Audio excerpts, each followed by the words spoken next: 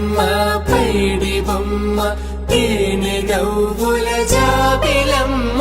లేని సాకులు చెప్పకమ్మ